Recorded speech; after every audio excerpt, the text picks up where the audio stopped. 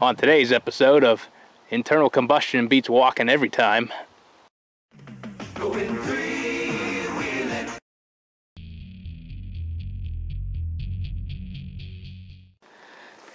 So today's project is trying to revive what's underneath that tarp, which I'm pretty sure is a 200X. Now we're kind of on the watch for dump bees because this is kind of a prime territory for those. So this old 200X was something actually I'd gotten working quite a few years ago and had used it to go hunting with, because obviously a 200X is the perfect utility machine for hunting. And that tire is the original off my 1984 250R. I think it's still holding there. If not, we're just going to fill it with spray foam and see if that works. Not sure exactly how long this has been sitting here, but there are trees starting to grow through it. Alright, she's starting to get uncovered here. No dump bees yet. And there it is. I think the plastics might have been baking underneath that blanket for a while, but the seat's still in one piece. Raccoons haven't torn into it yet. First glance is showing the brake needing some attention, and well, let's see if, well, the motor moves. So we got that going for us. I broke it out of its resting place and it's rolling once more. Well, this thing practically looks like it was parked up yesterday. I think we're going to drag it down to the shop and, well, see if we can't give her the once-over. Oh man, just noticed. Is that an aftermarket exhaust? So we got the 1-ton tow rig out here, and we've got the best combination of cheap Chinese ratchet strap to world's most overkill tow strap for a 3-wheeler. I mean, hopefully we don't break it hauling this thing down there. I mean, I'm pretty sure those cracks are just cosmetic. Alright, well, we got like a mile to go towing this thing. So we got this thing dragged into the shop here, and I think we might have found why it was parked. Ain't got no clutch cable anymore. Alright, we got this thing here in the shop, and it's time to start going through it. Now, I made the mistake of actually thinking at one point, before we was hauling this down here, it might be too easy maybe just to clean the carb, and you know, this thing ought to just be ready to rock and roll.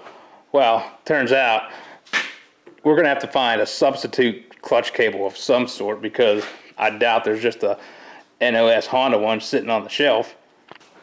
So now the main mission is to go through this thing and find all of the broken parts and non-functioning stuff, which we pretty much realized there is no brakes at all. I think the Kickstarter works, the motor rolls over, so we've got that going for us, and 3 tires that sort of hold air. I guess first order of business is gonna have to be dealing with this clutch cable, because if we got no clutch, we got no go.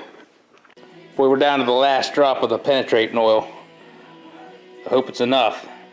So we get down here and trying to unhook the clutch, and apparently everything's held together with a hose clamp.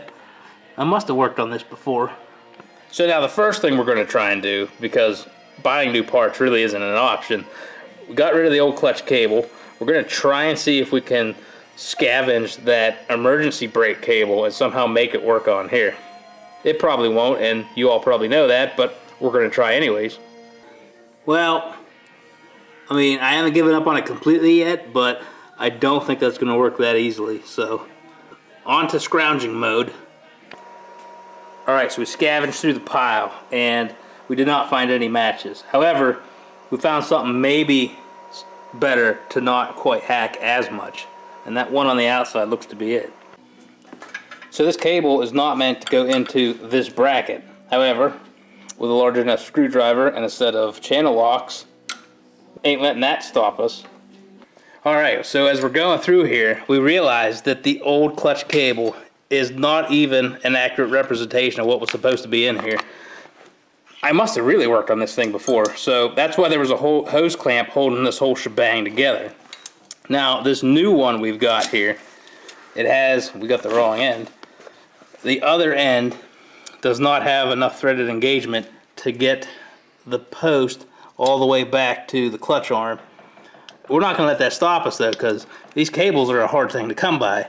So what we're going to do is make an extension piece out of metal or a knot, or I don't know, we'll find out, maybe a hose clamp again, to extend this an inch further back towards that clutch arm there, so we can get the right length needed from here up to the cable holder. Alright, so we finally got this cable extended like a half an inch, and this masterpiece of crushed nuts is how we accomplish that. Well, might as well see what's in the tank. On second thought, maybe we shouldn't look in the tank. Well, the clutch lever wouldn't quite fit over this oversized cable end here, but that's nothing a cut-off wheel and a grinder couldn't handle. And by quick pass with the grinder, I mean about 1,800 times back and forth filing this thing to try and get it to fit. Alright, well, we got the whole top cable set up there, only to realize that we used the wrong initial measurement, and we're coming up an inch short here. I mean, measure once, hammer twice, I guess. Alright, well, we're back to square one now with a slightly pre-seasoned section of cable here, and we've got one more nut to try and crimp this thing on here right. Well, it's the next morning, and after fighting for like 2 hours trying to make cable, the cable's still not really done. But anyways, we're going to move on to more important and easier things, such as seeing if there's any mice in the air box, maybe taking a look at the carb, seeing if we can't fill up the, nope, we're not filling up the brake fluid. Probably throw something on the chain. I tried to see if the rear brakes would work, and don't know if it's the master cylinder that's seized up or the pivot point there, because we can't get nothing to move. Well, that's surprising. There's nothing living inside there. I mean, that air filter looks brand new. That must have been something I didn't work on. And we're going into the carb just because, well, that looks pretty grungy in there, and it smells kind of like road tar. Looks like the old brake hose was kind of not clipped into the airbox boot there, right? That'll be fine. And we're just going to start checking basic things like spark plugs and get that carb off, and keep trying to hit everything that should move but isn't with oil. Well, I'll tell you what, I was not going to maybe clean this thing, but holy crap, that looks like the bilge of the bottom of my boat. I mean, look at them barnacles in there. That's like a new form of life growing down there. It's just letting everything soak for a while. Starting work on Frankenstein stitching the plastics back together. Now that's a solid repair. Been just working away at some of the normal stuff. Got the carburetor cleaned out as best as it's gonna get. Any of those extra chunks are just extra horsepower, you know. But we did check the spark plug, and it has spark. Dumped out the remaining dinosaur tar out of the tank. Air box is back on. We did get the brake lever, you know, freed up there, so we have a chance at bleeding it. Well, alright, we're almost ready to start throwing some gas in this thing, and what we got is some old two-stroke fuel, but yeah, this thing can identify as a two-stroke for a while. It'll help burning some extra oil.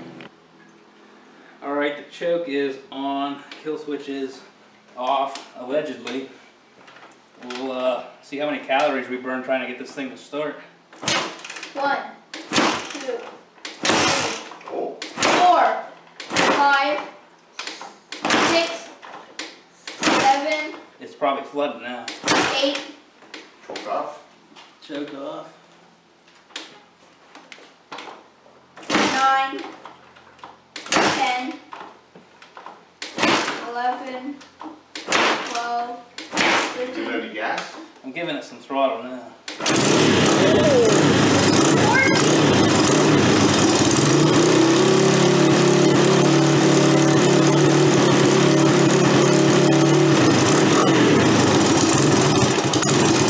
14.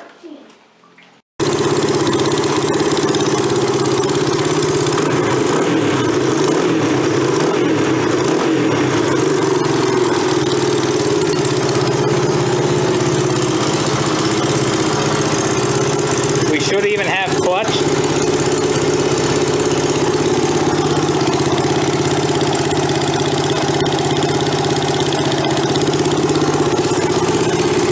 Now it just smells like it's burning rust out of the exhaust.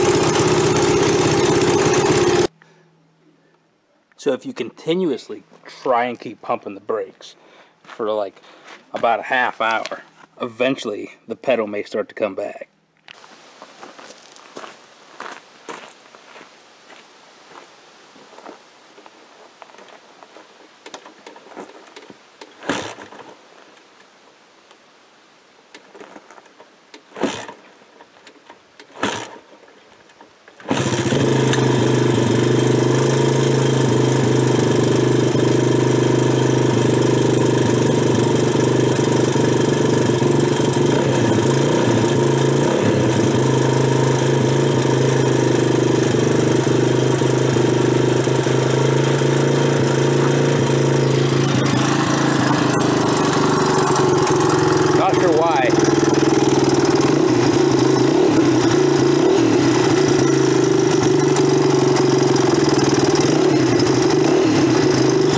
When you first fire it up now.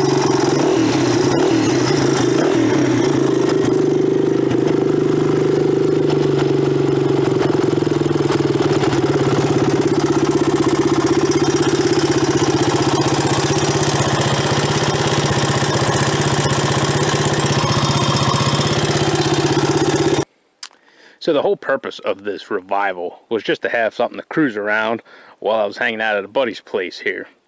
Just a loner for the week. Just cruising around in your vehicle's no fun. You need something more interesting.